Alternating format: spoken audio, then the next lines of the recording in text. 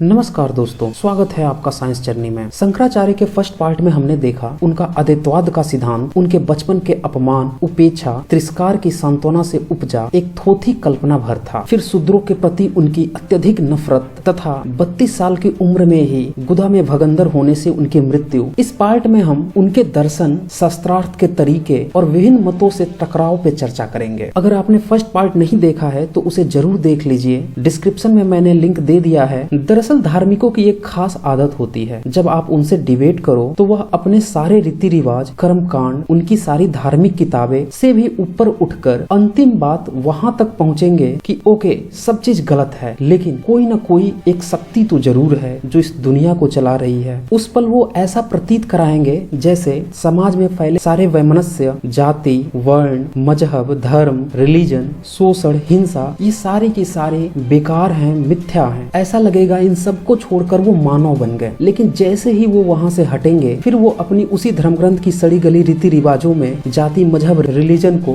वैसे ही फॉलो करने लगेंगे जैसा कि पहले करते थे। यानी कि खाने के दांत और दिखाने के दांत और, अर्थात लकीर के फकीर होना, दूसरों के मुंह पे मिथ्या, थोथी, दिखाऊ, जुमलेबाजी करना धार्मिकों का पुश्तैनी धंधा रहा है। शंकराचार्य का भी डीएनए इससे अलग नहीं था। अगर आपको विश्वास नहीं होता तो आप इनकी जीवनी की किताब शंकर दिग्विजय सर्ग 6 देखें। उसमें साफ तौर पे लिखा है, शंकर को एक बार रास्ते में कुत्तों से घिरा एक चंडाल मिला। शंकर ने उससे कहा, दूर हटो, क्योंकि वह अछूत और अदर्शनीय था। भारतीयों के एक बहुत बड़े वर्ग को देखते ही ब्राह्मण का अछूत हो जाना उनके परंपराओं का हिस्सा रहा है। और ये मैं नहीं कह रहा, ये इनकी जीवनी की किताब ही बता रही है। खैर, इस पर चंडाल ने शंकर से कहा कि तुम में और मुझ में क्या फर्क है जो तुम अपने को छूत और मुझे अछूत समझते हो। जब सब में एक ही ब्रह्म है और ब्रह्म के सिवा कुछ है ही नहीं, जब सब अद्वैत एक ही है, तब तेरे मेरे का भेदभाव कैसा। स्पष्ट तौर पे एक चंडाल ने शंकर के मन मस्तिष्क पे चोट की थी। तू कैसा सन्यासी है जो सिर्फ ब्रह्म के सत्य को मानता है, फिर ब्रह्म के अलावा तेरे लिए सारी चीजें मिथ्या होनी चाहिए, फिर भी तू छूत अछूत का भेदभाव कर रहा है। इस पर शंकर ने तब तो चंडाल से कह दिया कि तुम ठीक हो और अब मैं ब्राह्मण और चंडाल में भेदभाव नहीं करूंगा। लेकिन यह बात वहीं की वहीं रह गई। वहां से हटने के बाद शंकर फिर अपनी जिंदगी में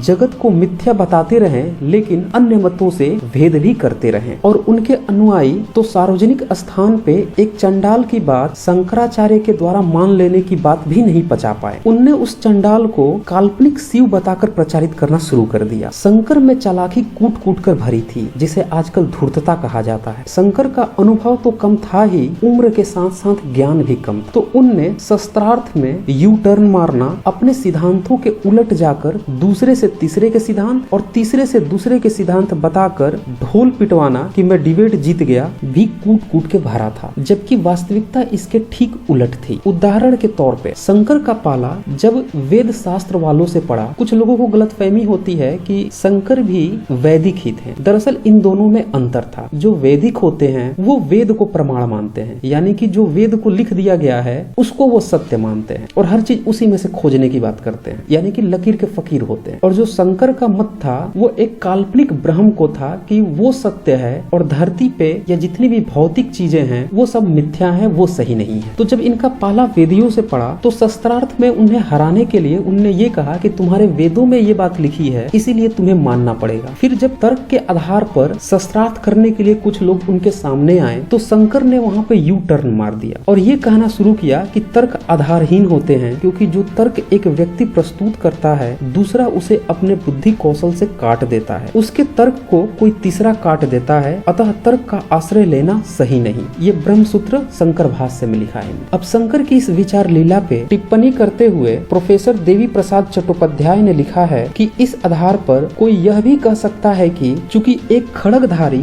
स्वयं को दूसरे खड़गधारी से श्रेष्ठ सिद्ध कर देता है, इसीलिए शस्त्र विद्या के रूप में खड़ग प्रयोग स्वभावतः निरर्थक है। सबसे अच्छी लड़ाई वही लड़ सकता है जो अपना खड़ग फेंक दे अथवा निरस्त्र होकर लड़े। और यह बात उनने अपनी किताब भारतीय दर्शन में क्या जीवंत है और क्या मृत पेज 198 पे लिखी है। शंकर में चालाकी कूट कूट के भरी थी। स्वयं तर्क की निंदा करना और दूसरों को यह कहना कि तुमसे इसलिए शास्त्रार्थ नहीं कर सकते क्योंकि तुम तर्क के आधार पर नहीं चलते। क्या वह शंकर की बौद्धिक ईमानदारी थी या उनका मानसिक दिवालियापन, आप खुद ही तय कर सकते हैं। शंकर शंकर ने आस्तिकों को जैसे तैसे करके अपने पक्ष में लेने की कोशिश तो की, लेकिन जब उनका पाला नास्तिकों से पड़ा तो सारा ज्ञान ही गोता खाने लगा। नास्तिकों ने ब्रह्म सत्य और जगत मिथ्या के प्रमाण की डिमांड कर दी। अब शंकर यहाँ बुरी तरह फंस गए। आस्तिकों को तो वह शब्द गपोड़ कर, मुंह से गप्पे छानकर ही उनके धर्म ग्रंथों के आधार पर खुद को स्थापित कर गए। वहाँ किसी साक्षात प्रमाण की भी जरूरत नहीं पड़ी। तर्क वालों को भी पट्टी पढ़ा गए, लेकिन प्रमाण मांगने वालों पे शंकर का ब्रह्म ज्ञान ही लुढ़क गया। जब कुछ न समझ आया तो शंकर यह कहकर वहाँ से निकल लिए कि वेद शास्त्र और प्रत्यक्ष आदि प्रमाण अविद्या के समान है, यानी कि ये जितने भी वेद हैं, धर्म शास्त्र हैं और जो प्रत्यक्ष प्रमाण है वो सही नहीं है। अब यहाँ पे शंकर का यह शस्त्रार्थ करने का तरीका ऐसा था जो इंसान बदलते ही सिद्धांत ही बदल गया। यही बात जब वेद शास्त्रियों से शस्त्रार्थ कर रहे थे तब उनने उन्हीं वेदों के हवाले से उनको प्रमाण दिया था और नास्तिकों के सामने उसे ही अविद्या बता दिया। फिर इसी तरह जब शंकर का पाला बौद्धों से पड़ा और बौद्धों ने जगत मिथ्या है कैसे, फिर काम क्रोध लोभ वासना क्या है जैसे तीक्ष्ण प्रश्न खड़े कर दिए, इस पर शंकर का कंसेप्ट फिर से ताश की पत्तों की तरफ भरभरा कर बिखर गया। यहाँ पे शंकर कंफ्यूज हो गए। उन्हें अपने अद्वैतवाद के सिद्धांत में कमियां दिखने लगी, सो उनने यहीं पे यू टर्न मारा और फिर ब्रह्म सूत्र के शंकर भाष्य में लिखा, सभी प्रमाणों से बाह्य अर्थ जगत के पदार्थ उपलब्ध होते हैं, अतः यह कैसे कहा जा सकता है कि जगत के अभाव में इच्छा की उत्पत्ति नहीं होती। यह अन्वय तरीके से भी बाह्य अर्थ का अस्तित्व ही सिद्ध होता है। यहाँ से स्पष्ट हो जाता है कि बौद्धों से, नास्तिकों से और चार्वाकों से जब शंकर का पाला पड़ा तो उनने अपने अद्वैतवाद के सिद्धांत में यू टर्न मारना शुरू किया और ये अद्वैतवाद का सिद्धांत अब कंफ्यूज मॉडल बन गया। वो इतना ज्यादा कंफ्यूज हो गए कि शंकर ब्रह्म सूत्र के शंकर भाष्य में आगे वो लिखते हैं, ब्रह्मा तीनों कालों में सदा बना रहता है और इसीलिए वह सत्य है। इसी प्रकार वह जगत भी उसी ब्रह्मा से पैदा हुआ होने के कारण तीनों कालों में बना रहता है, अतः यह भी उसी प्रकार सत्य है। जबकि वह यह प्रचारित करते आ रहे थे कि सिर्फ ब्रह्म ही सत्य है और जगत मिथ्या है, अर्थात कि मिथ्या ही अब उनके लिए सत्य होने लगा। संस्कृत के प्रकांड विद्वान डॉक्टर सुरेंद्र कुमार शर्मा अज्ञात अपनी पुस्तक क्या बालू की भीत पे खड़ा है हिंदू धर्म पृष्ठ 243 में लिखते हैं, शंकर का ब्रह्मसूत्र भाष्य में 60 से ज्यादा भी स्थल ऐसे हैं जो परस्पर एक दूसरे के विरोधी हैं, अर्थात शंकर का अद्वैतवाद सिर्फ और सिर्फ एक कंफ्यूज मॉडल है। और साथ में वह यह भी कहते हैं कि शंकर अपने सिद्धांतों के विपरीत बातें करके दूसरों को निरुत्तर करना बौद्धिक बेईमानी का आश्रय लेना है, परंतु शंकर ने यह निसंकोच होकर प्रयोग किया है। यदि वह विद्वता है तो वितंडावाद किसे कहते हैं। वास्तव में नास्तिकों, बौद्ध, जैन, चार्वाक सबसे शस्त्रार्थ में टकराने के बाद शंकर को यह आभास हो गया था कि वह अद्वैतवाद का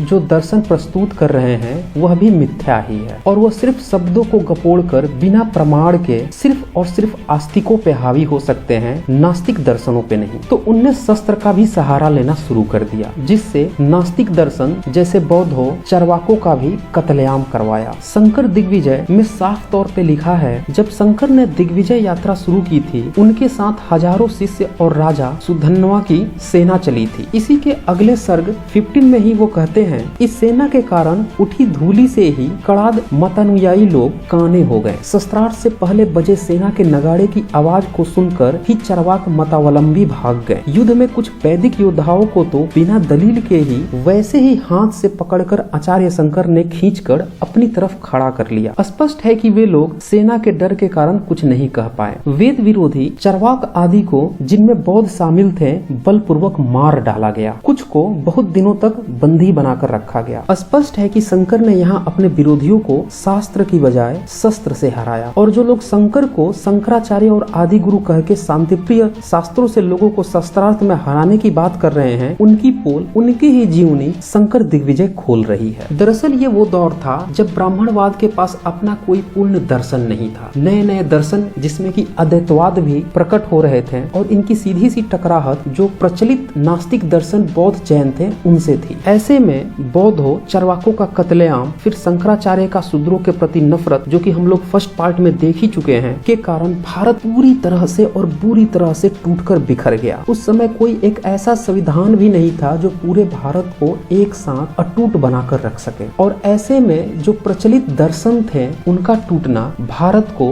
हजारों सालों की गुलामी में झोंकने जैसा साबित हुआ। दरअसल 6ठी शताब्दी में इस्लाम भी अरब से निकलकर दुनिया के दूसरे कोनों में फैल फैलने लगा था। केरल में 7वीं-8वीं शताब्दी के दौरान कई सारे मुस्लिम स्कॉलर आने लगे और वो भी अपना इस्लाम का प्रचार करने लगे। केरल से ही शंकराचार्य थे, लेकिन कभी भी ऐसा उदाहरण नहीं आता जिससे इनकी टकराहट किसी मुस्लिम स्कॉलर से हुई हो। जबकि कई सारे इतिहासकारों का कहना है कि शंकर के समय में केरल में इस्लाम फैलने लगा था। ऐसे में शंकर का मुस्लिम स्कॉलर से टकराहट न होना, जबकि बौद्धों, चरवाकों का कत्लेआम करवाना और शूद्रों के प्रति अत्यधिक नफरत शंकर के द्वारा दिखाना सिर्फ और सिर्फ भारत को तोड़ना ही साबित हुई। नतीजा यह हुआ कि लोग शूद्रों के प्रति नफरत करने लगे और यह नफरत इतनी बढ़ी कि जो बर्बर मुस्लिम इन्वेडर्स थे उनको भी चारे की तरह इस्तेमाल होने दिया गया या किया गया। अन्यथा ये मुट्ठी भर मुस्लिम इन्वेडर्स कभी भी भारत में नहीं जीत सकते थे, जैसा कि भारत का इतिहास रहा है। उदाहरण के तौर पे